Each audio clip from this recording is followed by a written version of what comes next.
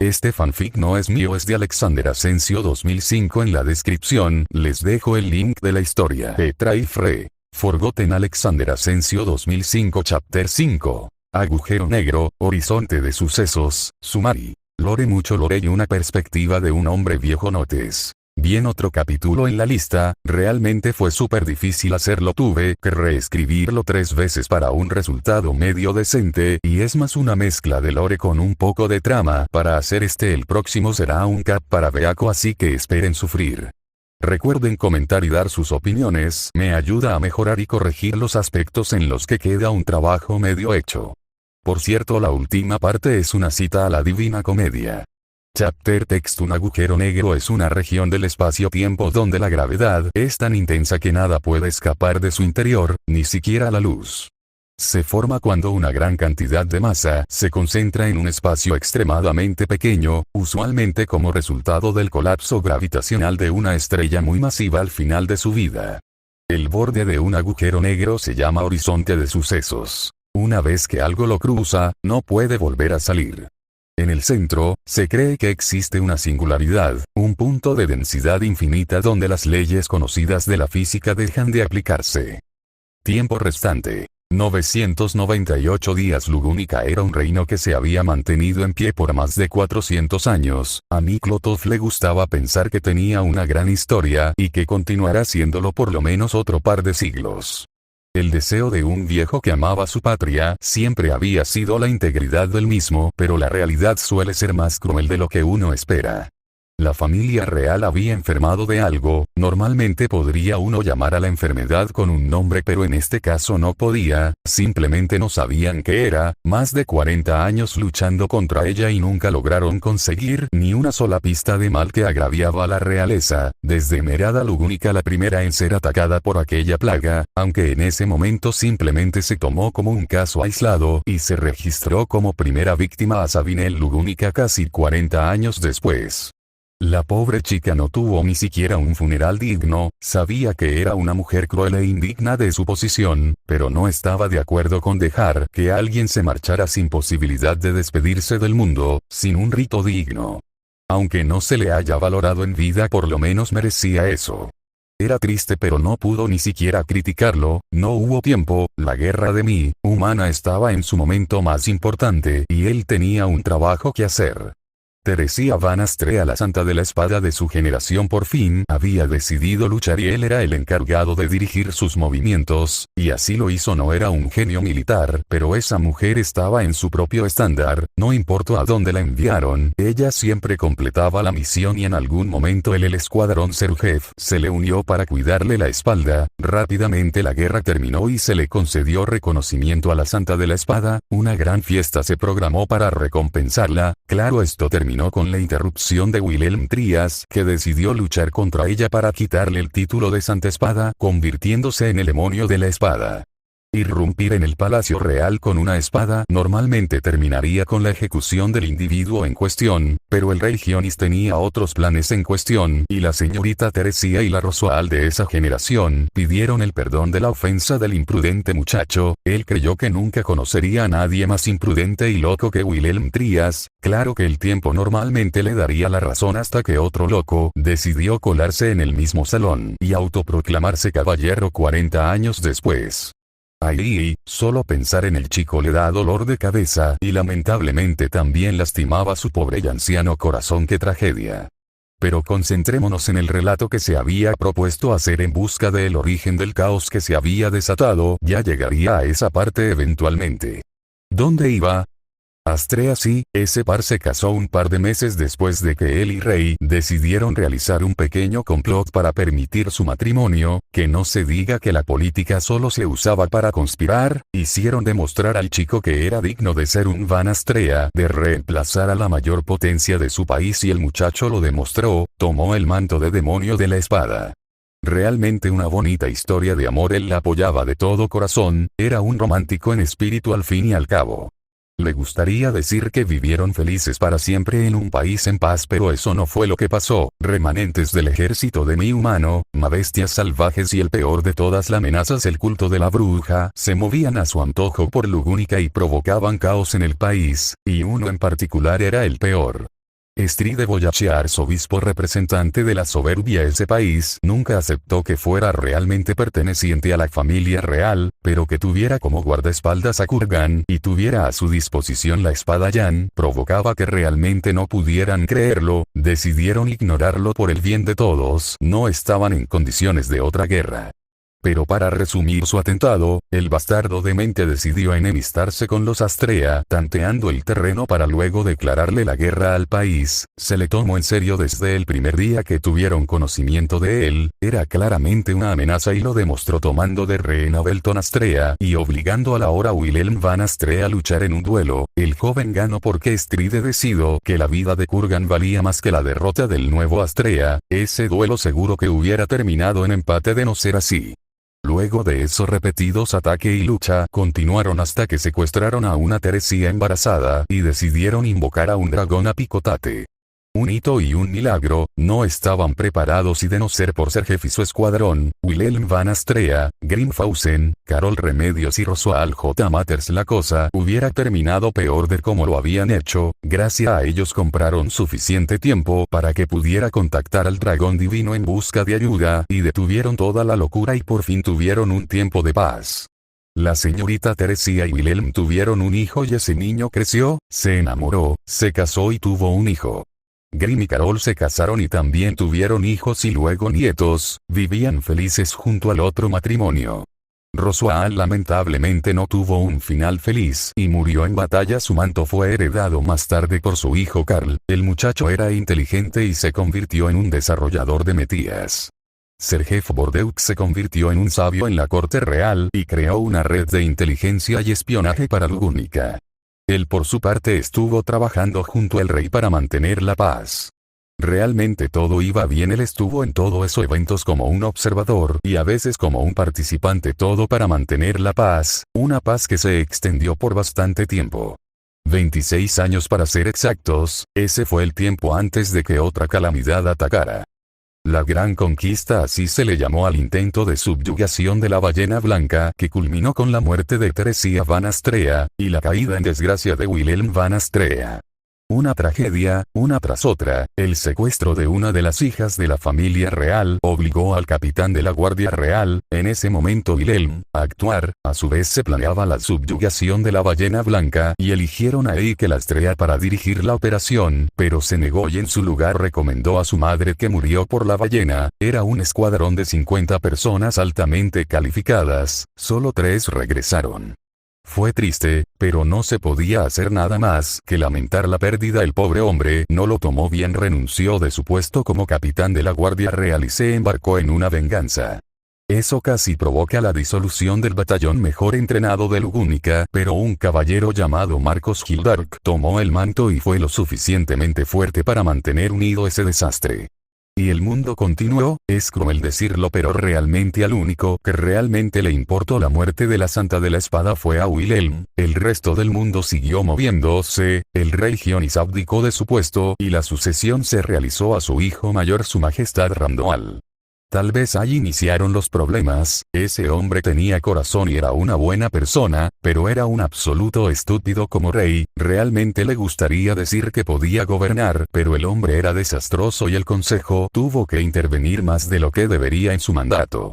Cada decisión que tomaba condenaba más al país. El hombre tenía las mejores intenciones pero era terrible liderando. Lo único memorable que hizo fue nombrar a Rosuald L. Matters como jefe de la familia Matters, y ganarse el cariño de su pueblo con su carisma antinatural. Lo único realmente bueno en él, realmente no tenía futuro como rey, por eso Miklotov tenía más esperanza en los hijos de su majestad.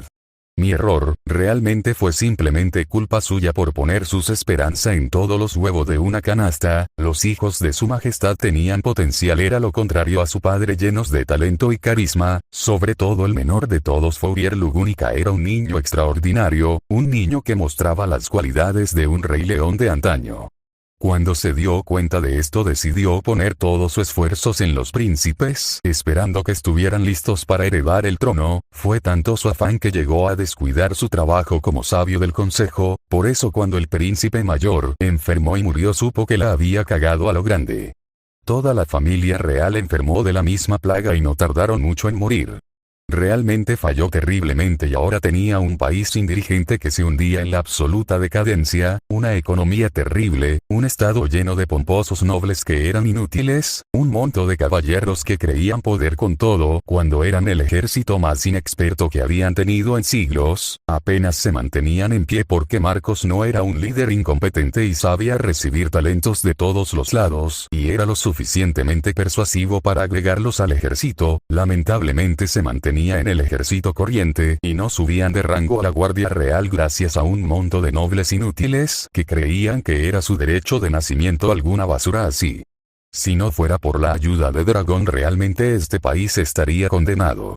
La selección real, un evento propuesto por el dragón cuando su majestad decidió pedir ayuda con la tabla del dragón, el dragón los dejó morir, ese mensaje fue claro pero solo a la familia real, era un castigo por ser complaciente. Seguramente lo era.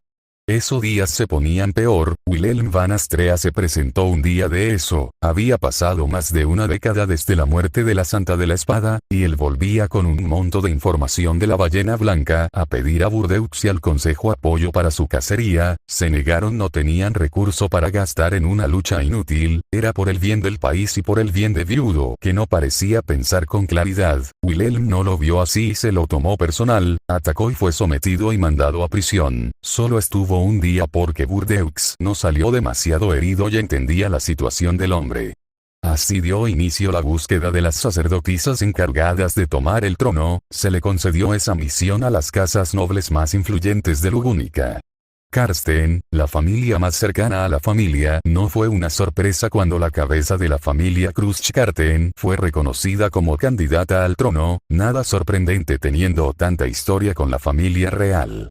Bareilles, al parecer el jefe de la familia Leif Bareilles había contraído matrimonio hace poco con una extranjera, Priscilla Bareilles, una mujer con poder económico y militar, la llamaba novia sangrienta, todos y cada uno de sus maridos habían muerto pero al parecer Leif decidió hacerla su esposa y ella fue reconocida como candidata.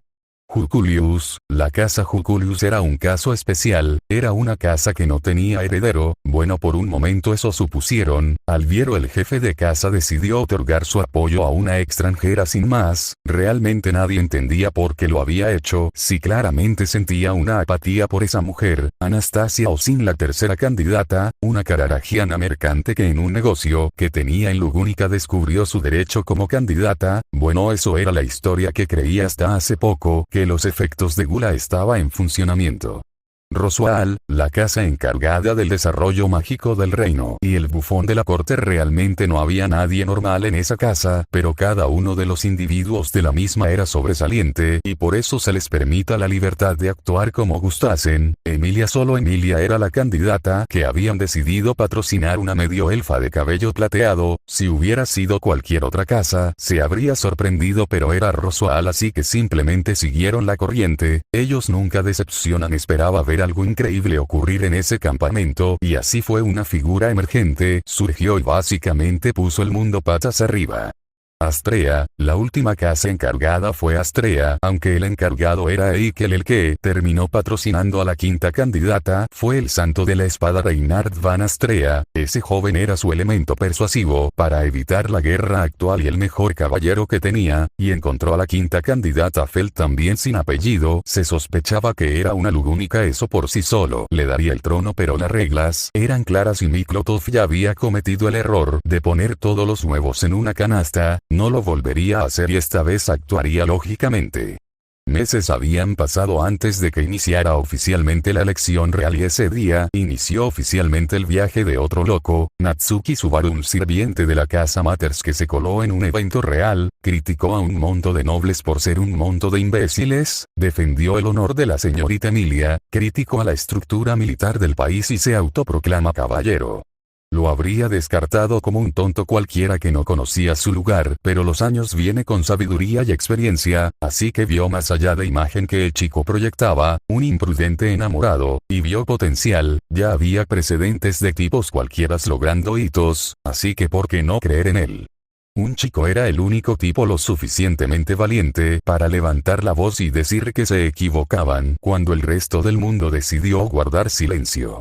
Miklotov creería en eso, era un romántico de espíritu al fin y al cabo y una buena historia siempre es bienvenida. El chico fue negado por su candidata y recibió la paliza de su vida a manos de uno de los mejores duelistas del país y salió del castillo siendo un hazmerreír. Y a la semana siguiente logró una trialianza entre campamentos, coordinó la muerte de la ballena blanca, el asesinato de un arzobispo del pecado y una semana después contrató un gran espíritu, mató al conejo blanco y se convirtió oficialmente en caballero. Él sabía que tener fe en los locos es la mejor opción cuando la situación no puede ser peor, son los que están mal de la cabeza los que logran grandes cosas. Y él lo demostró, claramente lo reconocieron y decidieron vigilarlo, tenían un servicio de inteligencia y espionaje a su disposición, por supuesto que lo usaron. Grandes expectativas y esperanzas estaba sobre el loco y tendría fe en que seguirá haciendo grandes cosas. Un año pasó rápidamente antes de que otro hito fuera marcado en la historia: la batalla de Priestella, una batalla simultánea contra varios arzobispos que fue repelida gracias a las candidatas y el santo de la espada, y él se sorprendió de que él no estuviera presente. ¿Qué había pasado para que el chico, que había logrado varios grandes logros, no estuviera presente en una batalla decisiva? Un poco de investigación y una relectura al informe de la batalla le dio la respuesta que busca. Presunto arzobispo del pecado Natsuki Subaru, ¿por qué lo llamaba así? Y peor aún, ¿por qué diablos lo había encarcelado bajo ese crimen? Según el informe, lo enviaron a los dominios Karsten para ser interrogado y posteriormente sellado. No se tuvo que pensar para enviar a Marcos al ducado Karsten a corregir ese error antes de que les estallara en la cara y averiguar qué diablos pasaba. Si se interrogó a un prisionero, se debe haber entregado un informe hace meses y ellos nunca recibieron uno. Llegaron tarde, al parecer Félix Arguile decidió actuar por su cuenta y cuando se refirió a interrogatorio se refería a torturado. Según el informe, había afirmado no pertenecer al culto y haber sido afectado por gula, afirmó ser un caballero del campamento de la medio elfa y otro monto de afirmaciones que debería haber pasado por parte del consejo para decidir qué hacer con esa información, pero Arguile decidió actuar como juez de sus palabras y descartarlas como viles mentira y omitir su trabajo como caballero. 3 meses en los que Arguile había omitido sus funciones como caballero y sanador y había actuado bajo orden propia saltando cualquier protocolo establecido. 3 meses era el tiempo que había estado bajo custodia de la casa Karsten y había sufrido bajo ellos. 3 meses fue el tiempo que empleó para cometer el asesinato más largo en la historia de Lugúnica. El informe de Marcos dejó en claro que habían demasiadas incongruencias para haber sido un error, fue un acto completamente deliberado y planeado. Lo peor del caso, el cómplice de tan horrendo crimen, Wilhelm van Astrea, al parecer ayudó a dilatar la entrega del informe y los protocolos en busca de ayudar a su dama Cruz Karsten. Ambos fueron rápidamente arrestados. Miklotov sentía el cataclismo que se acercaba, por eso no se sorprendió cuando fue llamado a la tesorería a observar las palabras de la tabla del dragón. Seguro no podría ponerse peor. Llega el poeta a las puertas del infierno y lee sobre ellas una pavorosa inscripción: Dejad, los que aquí entráis, toda esperanza. La bruja de la envidia se ha liberado del sello, y por supuesto se ha puesto peor. Tal vez aún está a tiempo de dimitir y disfrutar los días que le queda de vida. Petra si se olvidara. Alexander Asensio 2005 Chapter 6. Agujero negro, crisálida anómala, resumen. Cierto espíritu se da cuenta que se ha convertido en una pecadora y hay muertos. Notas. Bien, este fue difícil y quedó bastante corto, y aunque me gustó el resultado, falta explorar muchas más cosas. Lamento que no pueda explorar más en profundidad algunas cosas que ya habían quedado referenciadas en la historia, pero voy a tratarlas más adelante, lo prometo.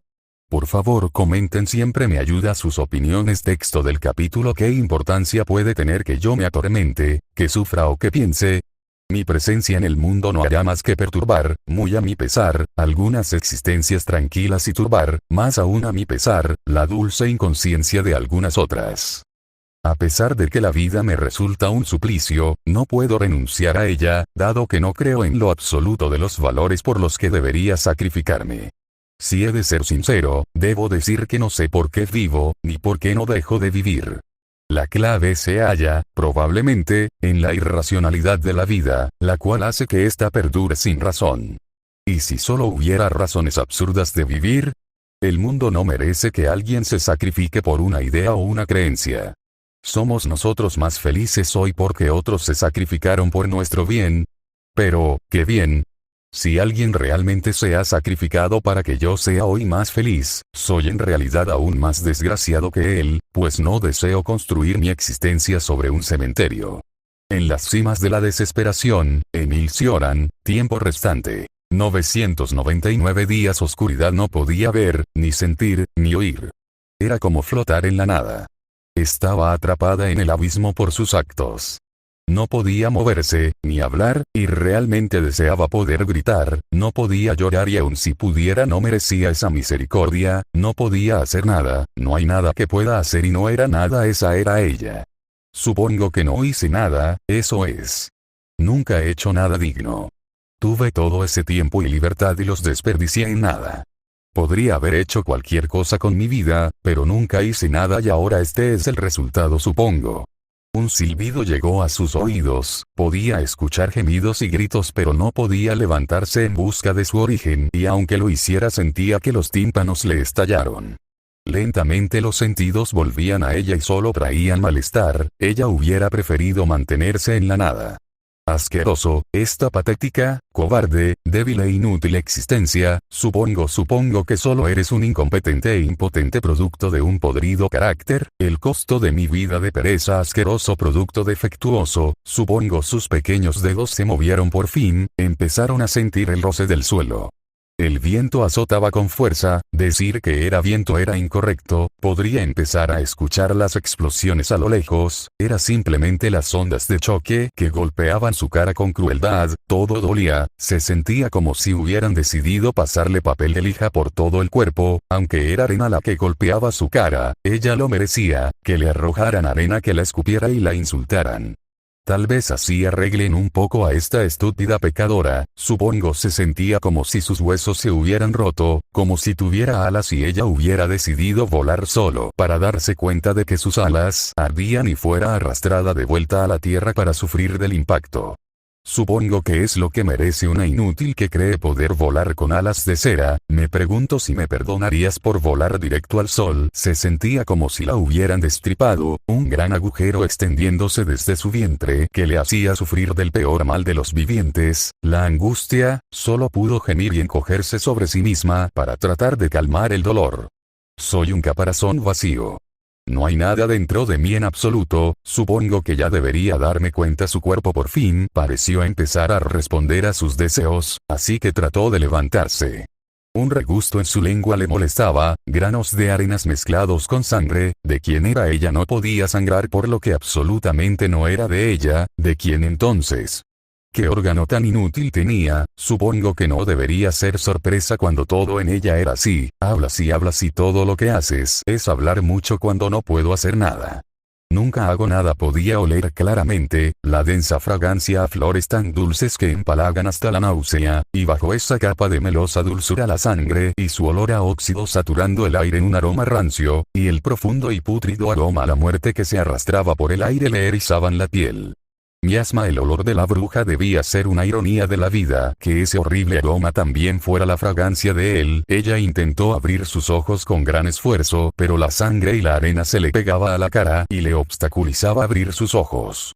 Cuando por fin logró abrirlos pudo verlo mejor, el pandemonium que se desataba en la tierra.